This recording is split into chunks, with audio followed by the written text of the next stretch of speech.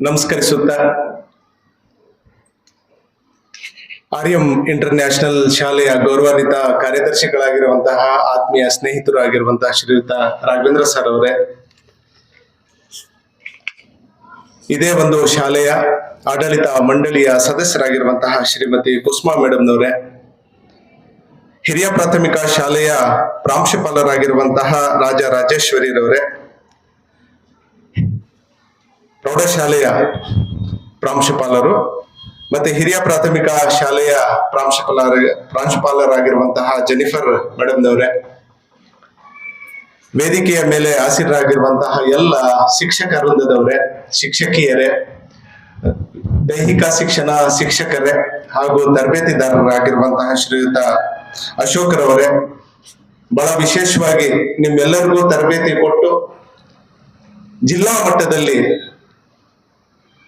ಕೀರ್ತಿ ಪತಾಕಿಯನ್ನ ಹಾರಿಸೋದಕ್ಕೆ ಸಹಕರಿಸಿರುವಂತಹ ದೈಹಿಕ ಶಿಕ್ಷಣ ಶಿಕ್ಷಕರಾಗಿರುವಂತಹ ಶ್ರೀಯುತ ವೆಂಕಟ್ರವರೇ ಮತ್ತೆ ಸಂತೋಷ್ ರವರೇ, ಮತ್ತೆ ನಿಮ್ಮ ಶಾಲೆಯ ಹೆಸರನ್ನ ಇಡೀ ಜಿಲ್ಲಾ ಮಟ್ಟದಲ್ಲಿ ಎಲ್ಲರೂ ತಿರುಗಿ ನೋಡುವಂತೆ ಮಾಡಿರುವಂತಹ ನಿಮ್ಮ ಮುಂದೆ ಕೂತಿರುವಂತಹ ಎಲ್ಲ ಕ್ರೀಡಾಪಟುಗಳೇ, ಮತ್ತೆ ಈ ಶಾಲೆಯ ಎಲ್ಲ ವಿದ್ಯಾರ್ಥಿನಿಯರೇ, ಎಲ್ಲ ಪತ್ರಕರ್ತರೇ, ಯೂಟ್ಯೂಬರ್ಗಳೇ,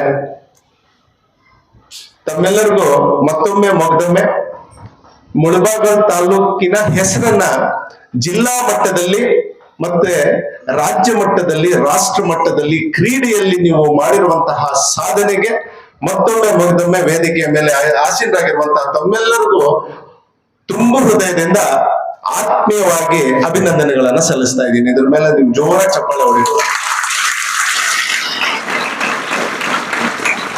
ನೀವು ಒಂದು ಮಾತನ್ನ ಕೇಳಿರಬಹುದು, ಒಂದು ಮಗು ಜನಿಸಿದಾಗ ಮೊದಲು ಆಡ್ತಾನೆ, ಆಮೇಲೆ ಪಾಠ ಕಲಿತಾನೆ. ಹೌದಾ? ಆಟ ಪಾಠ ಈ ಪದ ನೀವು ಕೇಳಿರಬಹುದು.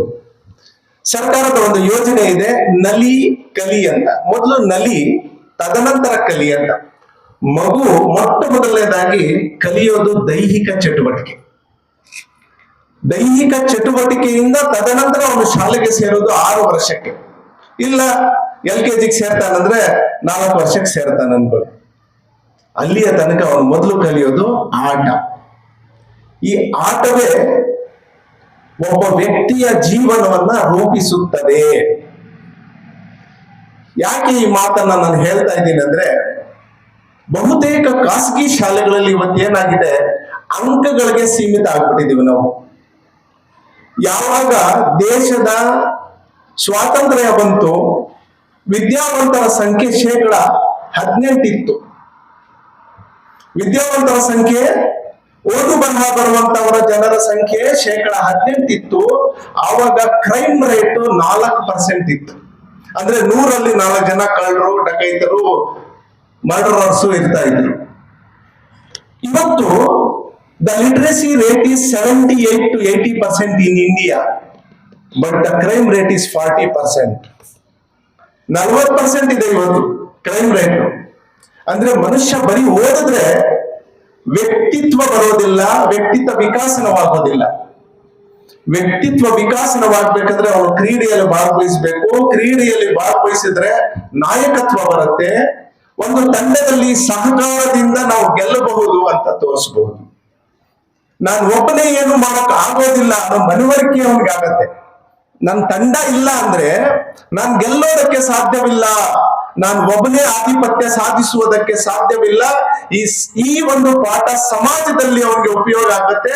ನಾನು ಒಬ್ಬನಿಂದ ಏನು ಆಗುದಿಲ್ಲ, ನಾನು ಸಮಾಜದಲ್ಲಿ ಒಬ್ಬನಾಗಿ ಬದುಕಬೇಕು.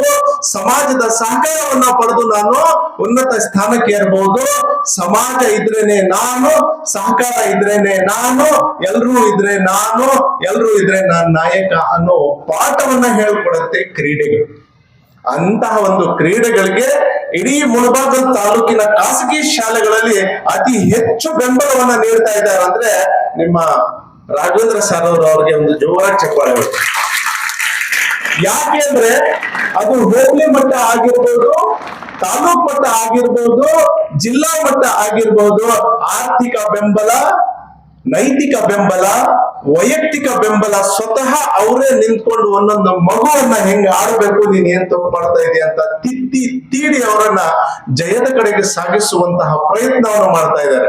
ಸರ್ ಒಂದು ಮಾತು ಹೇಳಿದ್ರು, ನೀವು ಬೆಂಬಲವನ್ನ ನೀಡ್ತಾ ಇದ್ದೀರಾ ನನಗೆ ಅಂತ. ಖಂಡಿತವಾಗ್ಲೂ ಯಾಕೆ ಈ ಬೆಂಬಲ ನಾನು ನೀಡ್ತಾ ಇದ್ದೀನಿ ನಿಮ್ಗೆ ಅಂದ್ರೆ, ನಿಮ್ಮಲ್ಲಿ ಇರುವಂತಹ ಒಂದು ಕ್ರೀಡಾ ಮನೋಭಾವನೆ ಇದೆ ಅಲ್ಲ. ಒಂದು ಖಾಸಗಿ ಶಾಲೆಯಲ್ಲಿ ಎಲ್ಲರೂ ಅಂಕಗಳಿಗೆ ಯಾವಾಗ ಅಂಟ್ಕೊಂಡಿದ್ದಾರೆ, ಅದರಲ್ಲಿ ಇವರು ಈ ಕ್ರೀಡೆ ಓದು ಎರಡು ಕಣ್ಣುಗಳಿದ್ದ ಹಾಗೆ, ಅದರಲ್ಲಿ ಯಾವ ಕಣ್ಣಿಗೆ ಬೆಲೆ ಜಾಸ್ತಿ ಅಂತ ನಮ್ಗೆ ಹೇಳಕ್ ಸಾಧ್ಯನಾ? ಇಲ್ಲ, ಎರಡೂ ಕಣ್ಣುಗಳು ಸರಿ ಸಮ. ನಮ್ಗೆ ಕರಿಕ್ಯುಲರ್ ಕೋ ಕರಿಕ್ಯುಲರ್ ಯಾರ ಜೊತೆಯಲ್ಲಿ ತಗೊಂಡು ಹೋಗ್ತಾರೆ, ಅದೇ ನಿಜವಾದ ಶಾಲೆ, ಅದೇ ನಿಜವಾದ ಆಡಳಿತ ಮಂಡಳಿ.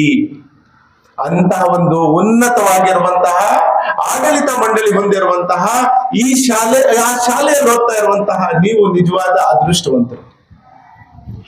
ಯಾಕೆ ಈ ಮಾತನ್ನ ಹೇಳ್ತಾ ಇದ್ದೀನಿ ಅಂದ್ರೆ, ದೀಪಾವಳಿ ಯಾವಾಗ ಇರೋದು ಗೊತ್ತಾ ನಿಮ್ಗೆ? ಯಾವಾಗ? 21st. ಆದ್ರೆ ನೀವು ಈಗಾಗಲೇ ಪಟಾಕಿ ಹಂಚಿದಿರ, ಇಲ್ಲಿ ನೋಡ್ಬೋದು ನೀವು. ಹೌದಾ? ಈ ತಾಲೂಕಿನಿಂದ ಅತಿ ಹೆಚ್ಚು ಕ್ರೀಡಾಪಟುಗಳನ್ನ ಪ್ರತಿನಿಧಿಸಿರೋದು ಇದೇ ಶಾಲೆ. ತಾಲೂಕಿಗೆ ಅತಿ ಹೆಚ್ಚು ತಂಡಗಳನ್ನ ಕಳಿಸಿರುವಂತಹ ಶಾಲೆ ಇದು. ಇದಕ್ಕೆ ಬಹಳ ಮುಖ್ಯವಾಗಿ ಈ ಒಂದು ಶಾಲೆಯ ಆಡಳಿತ ಮಂಡಳಿಯ ಅಧ್ಯಕ್ಷರು, ಕಾರ್ಯದರ್ಶಿಗಳು, ಸದಸ್ಯ ಬಂಧುಗಳು, ನಿಮ್ಮ ಶಿಕ್ಷಕರು ಮತ್ತೆ ಎಲೆಮರಿ ಕಾಯ್ತಾರ ನಿಮ್ಮ ಸಿಬ್ಬಂದಿ ವರ್ಗದವರು ಇಲ್ಲಿದ್ದಾರೆ ನೋಡ್ರಿ. ಅವರು ತ್ಯಾಗ ಬಲಿದಾನವನ್ನು ಮಾಡಿದ್ದಾರೆ. ಯಾಕಂದ್ರೆ ಸಾರ್ ಅವರು ಹೇಳ್ತಾ ಇದ್ರು, ಅವರು ತಮ್ಮ ಭಾಷಣದಲ್ಲಿ ಅವರು ಸಹ ನಿಮ್ಗೆ ಕ್ಲಾಸಸ್ ಅನ್ನ ಬಿಟ್ಕೊಟ್ಟಿದ್ದಾರೆ. ಯಾಕೆ ಅಂದ್ರೆ, 4 ಗೋಡೆಯಲ್ಲಿ ಆಗುವಂತಹ ಪರೀಕ್ಷೆಗೂ ಸಾವಿರಾರು ಜನರ ಮಧ್ಯೆ ಆಗುವಂತಹ ಕ್ರೀಡಾಕೂಟಕ್ಕೂ ಅಜಗಜಾಂತರ ವ್ಯತ್ಯಾಸವಿದೆ. ಸಾವಿರಾರು ಕಣ್ಣುಗಳನ್ನು ನೋಡಿ ಸೋಲನ್ನ ಒಪ್ಕೊಂಡು ಜಯವನ್ನ ಅರಗಿಸ್ಕೋಬೇಕಂದ್ರೆ ಅಷ್ಟು ಸುಲಭದ ಮಾತಲ್ಲ. ಒಂದು ಪರೀಕ್ಷಾ ಕೊಠಡಿಯಲ್ಲಿ 24 ಜನ ಇರ್ತಾರೆ ಮ್ಯಾಕ್ಸಿಮಮ್. ಆದ್ರೆ ನೀವು ಒಂದು ಕ್ರೀಡಾಕೂಟದ ಹತ್ರ ಬಂದು ನೋಡಿ, ಸಾವಿರಾರು ಕಣ್ಣುಗಳು ನಿಮ್ಮನ್ನ ನೋಡ್ತಾ ಇರ್ತಾರೆ. ಅಂತಹ ಒಂದು 1000 ಜನರ ಮಧ್ಯೆ ನೀವು ಗೆಲ್ಲಬೇಕಂದ್ರೆ, ನೀವು ಗೆದ್ದಿದ್ದೀರ ಅಂತ ಹೇಳಬೇಕಂದ್ರೆ ನಿಮಗೂ ಧೈರ್ಯ ಇರಬೇಕು. ಅಲ್ಲಿ ವಿಸಿಲ್ ಹಿಡ್ಕೊಂಡಿರುವಂತಹ ದೈಹಿಕ ಶಿಕ್ಷಣ ಶಿಕ್ಷಕರಿಗೂ ಧೈರ್ಯ ಇರಬೇಕು. ನ್ಯಾಯವಾದಿಯಾಗಿ ಅಲ್ಲಿ ಕೆಲಸ ಮಾಡ್ತಾನೆ. ಈ ಒಂದು ಸಂದರ್ಭದಲ್ಲಿ ಮತ್ತೊಮ್ಮೆ ನಿಮ್ಗೆ ಅಭಿನಂದಿಸುತ್ತಾ, ಮುಳಬಾಗಿಲು ತಾಲೂಕಿನ ಕ್ರೀಡಾಕೂಟಗಳನ್ನ ಪ್ರಾಥಮಿಕ ಹಂತದಿಂದ ತಾಲೂಕು ಹಂತದವರೆಗೆ ಮತ್ತೆ ಜಿಲ್ಲಾ ಹಂತದಲ್ಲಿ ಮುಳಬಾಗಿಲು ತಾಲೂಕಿನ ದೈಹಿಕ ಶಿಕ್ಷಣ ಶಿಕ್ಷಕರು ಹೋಗಿ ಯಾವುದೇ ತಂಟೆ, ತಕರಾರು, ಗಲಾಟೆ ಇಲ್ದಿರ, ಅದಕ್ಕೆ ಆಸ್ಪದವನ್ನ ನೀಡಿದಿರ, ನಿಮ್ಮೆಲ್ಲರಿಗೂ ನ್ಯಾಯವನ್ನು ಒದಗಿಸಿಕೊಟ್ಟಿರುವಂತಹ ಎಲ್ಲ ದೈಹಿಕ ಶಿಕ್ಷಣ ಶಿಕ್ಷಕ ಬಂಧುಗಳಿಗೆ ಮತ್ತೊಮ್ಮೆ ಇಲಾಖೆಯ ಪರವಾಗಿ ನನ್ನ ವೈಯಕ್ತಿಕ ಧನ್ಯವಾದಗಳನ್ನ ನಾನು ಈ ವೇದಿಕೆಯ ಮೂಲಕ ಸಲ್ಲಿಸುವುದಕ್ಕೆ ಪ್ರಯತ್ನಿಸುತ್ತೇನೆ. ಪುಟಾಣಿಗಳೇ, ಕ್ರೀಡೆಯ ಮಹತ್ವ ಎಷ್ಟು ಅನ್ನೋದನ್ನ ಒಂದು ಸಣ್ಣ ಉದಾಹರಣೆಯ ಮೂಲಕ ಹೇಳಿ ನನ್ನ ಮಾತನ್ನು ಮುಗಿಸ್ತೇನೆ. ರೊನಾಲ್ಡೋ ಹೆಸರನ್ನ ಕೇಳಿದ್ದೀರಾ? ಯಾವ ಆಟ? ಫುಟ್ಬಾಲ್. Very good. ಹೋದ ವರ್ಷ ನೀಟಲ್ಲಿ ಅತಿ ಹೆಚ್ಚು ಅಂಕ ಪಡೆದಂತಹ ವಿದ್ಯಾರ್ಥಿ ಹೆಸರನ್ನ ಹೇಳಬಲ್ಲಿರಾ? ಸಾಧ್ಯನಾ? ಓಕೆ. ಮೊನ್ನೆ ನಡೆದಂತಹ ಹೋದ ವರ್ಷದ SLC ಯಲ್ಲಿ ಸ್ಟೇಟ್ ಟಾಪರ್ ಆದಂತಹ SLC ಯಲ್ಲಿ ಯಾರು ಮಗು ಹೆಸರು ಹೇಳಕ್ ಸಾಧ್ಯನಾ? ಇಲ್ಲ. PUC ಯಲ್ಲಿ ಸ್ಟೇಟ್ ಟಾಪರ್ ಆದ ವಿದ್ಯಾರ್ಥಿಯ ಹೆಸರನ್ನ ಹೇಳಕ್ ಸಾಧ್ಯನಾ? ಇಲ್ಲ. ಯಾಕೆಂದ್ರೆ ಅದು ಶಾರ್ಟ್ ಟರ್ಮ್ ಮೆಮೋರಿಯಲ್. ಆದ್ರೆ ರೊನಾಲ್ಡೋ ಎಲ್ಲೋ ಹುಟ್ಟಿ ಬೆಳೆದಿರೋದು ನಮ್ಮ ದೇಶದವನು ಅಲ್ಲ. ಅವನನ್ನ ನೀವು ರೊನಾಲ್ಡೋ ಅಂದ ತಕ್ಷಣ ಫುಟ್ಬಾಲ್ ಅಂತ ಹೇಳಿದ್ರಿ. ಇದೇ ಕ್ರೀಡೆಗೆ ಇರುವಂತಹ ಮಹತ್ವ. ವಿರಾಟ್ ಕೊಹ್ಲಿ ಹೆಸರು ಗೊತ್ತು ನೋಡಿ, ಎಷ್ಟು ಮಕ್ಕಳು ಗೊತ್ತಿದೆ. ಯಾಕೆ ಅಂದ್ರೆ ಕ್ರೀಡೆಯಲ್ಲಿ ನೀವು ಕರಿಕ್ಯುಲಮ್ ಅಲ್ಲಿ ಇತಿಹಾಸವನ್ನ, ಬೇರೆಯವರು ಬರೆದಿರುವಂತಹ ಇತಿಹಾಸವನ್ನ ಬರೆದು ಪಾಸ್ ಆಗಬಹುದು. ಕ್ರೀಡೆಯಲ್ಲಿದ್ರೆ ನೀವೇ ಇತಿಹಾಸವನ್ನ ಸೃಷ್ಟಿ ಮಾಡಬಹುದು. ಈ ಶಾಲೆ ಕ್ರೀಡೆಯಲ್ಲಿ ಇತಿಹಾಸವನ್ನ ಬರೆದಿದೆ. ಲ್ಯಾಕ್ರೋಸ್ ಅಲ್ಲಿ ರಾಷ್ಟ್ರಮಟ್ಟವನ್ನ ನಿರಂತರವಾಗಿ ನಾವು ಈ ಶಾಲೆಯಿಂದ ಕಳಿಸ್ಕೊಡ್ತಾ ಇದ್ದೀವಿ. ಇದು ಈ ಒಂದು ತಾಲೂಕು ಮಾಡಿರುವಂತಹ ಪುಣ್ಯ, ನೀವು ಮಾಡಿರುವಂತಹ ಪುಣ್ಯ. ಈ ಶಾಲೆಯವರು, ಈ ಆಡಳಿತ ಮಂಡಳಿಯವರು ನೀಡ್ತಾ ಇರುವಂತಹ ಬೆಂಬಲ ಅಂದ್ರೆ ತಪ್ಪಾಗಲ್ಲ. ಅದರ ಜೊತೆಗೆ ಜಿಲ್ಲಾ ಮಟ್ಟದಲ್ಲಿ ಅಂಡರ್ 17 17 ವರ್ಷ ವಯೋಮಿತಿಯ ಬಾಲಕರ ಒಂದು ವಿಭಾಗದಲ್ಲಿ ಥ್ರೋಬಾಲ್ ಅಲ್ಲಿ ನಾವು ಗೆದ್ದಿದ್ದೀವಿ. ನೀವು ಅನ್ಕೊಂಡಿದ್ದೀರ RMI ಗೆದ್ದಿದೆ ಅಂತ, ನಾನು ಅನ್ಕೊಂಡಿದ್ದೀನಿ ನನ್ನ ತಾಲೂಕ್ ಗೆದ್ದಿದೆ ಅಂತ. ಹೌದಾ? ಯಾಕಂದ್ರೆ RMI is equal to Mulbagal taluk ಅಂತ ಹೇಳಿದ್ರೆ ನನಗೂ ಬಹಳ ಸಂತೋಷ ಆಗತ್ತೆ. ಯಾಕಂದ್ರೆ ಅತಿ ಹೆಚ್ಚು ತಂಡಗಳನ್ನ ನೀವು ಕಳಿಸ್ಕೊಟ್ಟಿದ್ದೀರಾ. ಹಾಗಾಗಿ ದೈಹಿಕ ಶಿಕ್ಷಣ ವಿಭಾಗದಿಂದ ಕ್ಷೇತ್ರ ಶಿಕ್ಷಣ ಅಧಿಕಾರಿಗಳ ಕಚೇರಿಯ ಪರವಾಗಿ ನಿಮ್ಗೆ ಮತ್ತೊಮ್ಮೆ ಅಭಿನಂದನೆಗಳನ್ನ ಸಲ್ಲಿಸುವುದಕ್ಕೆ ಬಯಸುತ್ತೇನೆ. ಅದರ ಜೊತೆಗೆ 17 ವರ್ಷ ವಯೋಮಿತಿಯ ಬಾಲ್ ಬ್ಯಾಡ್ಮಿಂಟನ್ ನಲ್ಲಿ ಈ ಶಾಲೆ ಪ್ರಥಮ ಸ್ಥಾನವನ್ನ ಜಿಲ್ಲಾ ಮಟ್ಟದಲ್ಲಿ ಪಡೆದಿದೆ.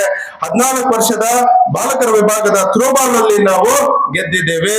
14 ವರ್ಷ ಬಾಲಕಿಯರ ಬಾಲ್ ಬ್ಯಾಡ್ಮಿಂಟನ್ ನಲ್ಲಿ ಜಿಲ್ಲಾ ಮಟ್ಟದಲ್ಲಿ ಗೆದ್ದಿದ್ದೇವೆ. 14 ವರ್ಷ ಬಾಲಕರ ವಿಭಾಗದ ಬಾಲ್ ಬ್ಯಾಡ್ಮಿಂಟನ್ ನಲ್ಲಿ ನಾವು ದ್ವಿತೀಯ ಸ್ಥಾನವನ್ನು ಪಡೆದಿದ್ದೇವೆ.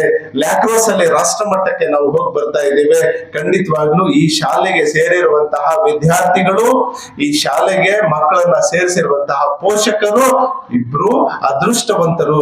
ಯಾಕೆಂದ್ರೆ ಇಲ್ಲಿ ಕರಿಕ್ಯುಲಂ, ಕೋ ಕರಿಕ್ಯುಲಂ, ಆಟ ಪಾಠ, ಜೀವನಕ್ಕೆ ಬೇಕಾಗಿರುವಂತಹ ಕೌಶಲ್ಯಗಳನ್ನ ಕಲಿಸುವಂತಹ ಈ ಒಂದು ಶಾಲೆ, ಇದು ಮುಳಬಾಗಿಲು ತಾಲೂಕಿನ ಕ್ರೀಡೆ ವಿಚಾರದಲ್ಲಿ ಹೆಮ್ಮೆಯ ಶಾಲೆ ಅಂತ ಹೇಳಿ ಈ ಒಂದು ಅತಿ ಸುಂದರ ಚಿಕ್ಕ ಚೊಕ್ಕ ಸರಳ ಕಾರ್ಯಕ್ರಮಕ್ಕೆ ನನ್ನನ್ನ ಅತಿಥಿಯಾಗಿ ಕರೆಸಿ ನಿಮ್ಮ ಮುಂದೆ ನನ್ನ ಮನದಾಳದ ಮಾತುಗಳನ್ನ ಹೇಳಲು ಅವಕಾಶ ಕೊಟ್ಟಂತಹ ಬಹಳ ಮುಖ್ಯವಾಗಿ ಶ್ರೀಯುತ ರಾಘವೇಂದ್ರ ಸರ್ ಅವರಿಗೆ, ನಿಮ್ಮೆಲ್ಲರ ಸಾಧನೆಗೆ ಪಾತ್ರರಾಗಿರುವಂತಹ ವೆಂಕಟ್ ಸರ್, ಸಂತೋಷ್ ಸರ್ ಮತ್ತು ಅಶೋಕ್ ಸರ್ ಅವರಿಗೆ, ಗೆದ್ದಿರುವಂತಹ ಎಲ್ಲಾ ವಿದ್ಯಾರ್ಥಿ ಪುಟಾಣಿಗಳಿಗೆ, ಮತ್ತೆ ಮುಂದೆ ಗೆಲ್ಲುವಂತಹ ಭವಿಷ್ಯದ ಕ್ರೀಡಾಪಟುಗಳು ನೀವು ಆಗಿರೋದ್ರಿಂದ ನಿಮ್ಮೆಲ್ಲರಿಗೂ ಅಭಿನಂದಿಸುತ್ತಾ ನನ್ನ ಮಾತನ್ನ ಮುಗಿಸ್ತಾ ಇದ್ದೀನಿ.